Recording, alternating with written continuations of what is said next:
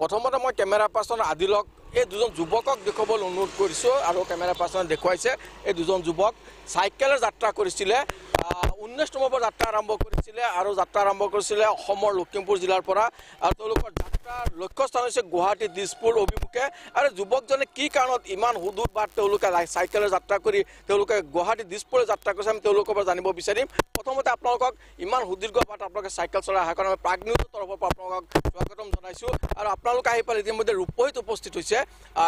আপোনালোকৰ কি উদ্দেশ্য আপোনালোকে ক'ৰ পৰা আহিছে কি কথা গোটেইটো অকণ ক'ব জয়তে অসম চৰকাৰ সকলো বিষয়সকলৰ নমস্কাৰ লগতে পৰাগ নিউজ চেনেলকো মই ধন্যবাদ জ্ঞাপন দিছোঁ আমাক বাটত পাই এই বাতৰিটো সংগ্ৰহ কৰাৰ বাবে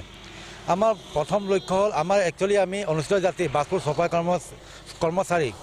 সমুদায়ৰ পৰা আমি বিলং কৰোঁ আমাৰ সমুদায়টো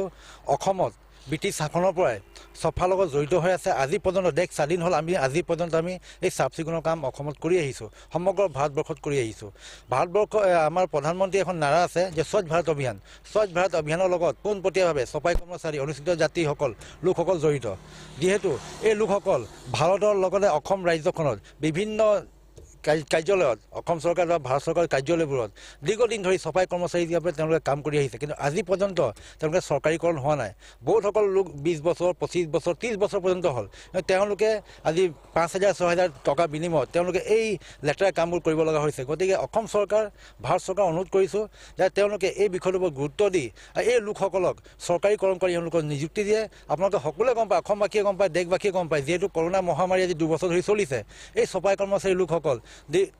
চৰকাৰ প্ৰশাসনক নিজৰ কৰ্মৰে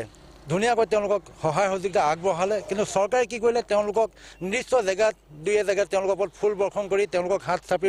হাতৰ তালি বজাই তেওঁলোকক সম্বৰ্ধনা জনালে সেইকণে কিন্তু সেই দিয়ে তেওঁলোকৰ পেটখন নভৰে চৰকাৰে কয় যে সমাজে কয় যে এই অনুসূচিত জাতিৰ লোকসকল দৰিদ্ৰতা সীমাৰ তলত কিন্তু যদি আমাৰ ইনকাম চ'ৰ্চ নাই আমি যে ইনকামে নাই ল'ৰা ছোৱালী আপোনালোকৰ যোনটো স্মাৰক পাঁচটা আপোনালোকে যি দাবী কৰিলে ইতিমধ্যে দেখা গৈছে যে স্বচ্ছ ভাৰত অভিযানৰ ক্ষেত্ৰত দেখা যায় যে আপোনালোকৰ ভূমিকাটো অন্যতম বুলি ক'ব লাগিব কিন্তু আপোনালোকৰ যি 5 দাবী আপোনালোকে স্মাৰক পত্ৰ লৈ আজি ইয়াৰ পৰা সুদূৰ লখিমপুৰৰ পৰা যাত্ৰা আৰম্ভ কৰি ইতিমধ্যে আপোনালোকে নগাঁও পাইছে ইয়াৰ পৰা আপোনালোকে গুৱাহাটী পাব কিন্তু আপোনালোকে এই যোনটো দাবী যি স্মাৰক পত্ৰত উল্লেখ কৰা দাবী এই দাবীসমূহলৈ আপোনালোকে ইয়াৰ আগত প্ৰতিবাদ কৰিছিলে নেকি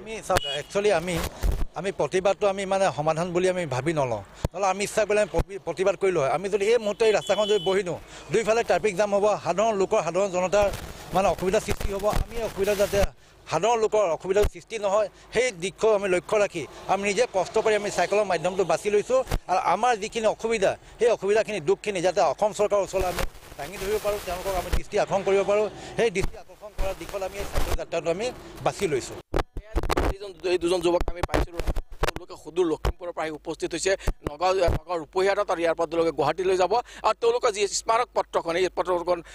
অসমৰ মুখ্যমন্ত্ৰী আৰু ৰাজ্যপালক প্ৰদান কৰিব আৰু কথাষাৰ উল্লেখ কৰিব লাগিব যে স্বচ্ছ ভাৰত অভিযানৰ ক্ষেত্ৰত কিন্তু তেওঁলোকৰ এক ভূমিকা আছে আৰু যি ভূমিকাৰ কাৰণে আজি দেখা গৈছে যে ভাৰতবৰ্ষত কিন্তু তেওঁলোকে স্বচ্ছ অভিযানক তেওঁলোকৰ অন্যতম সেনানী বুলি ক'ব লাগিব গতিকে তেওঁলোকে যি স্মাৰক পত্ৰ লৈ গৈছে এই স্মাৰক পত্ৰ কিমান ধৰণে গ্ৰহণযোগ্য হয় বা চৰকাৰে তেওঁলোকৰ পৰা কি সদিচ্ছা কেনেকৈ দেখুওৱা সেয়া সময়তে ক'ব পৰা যাব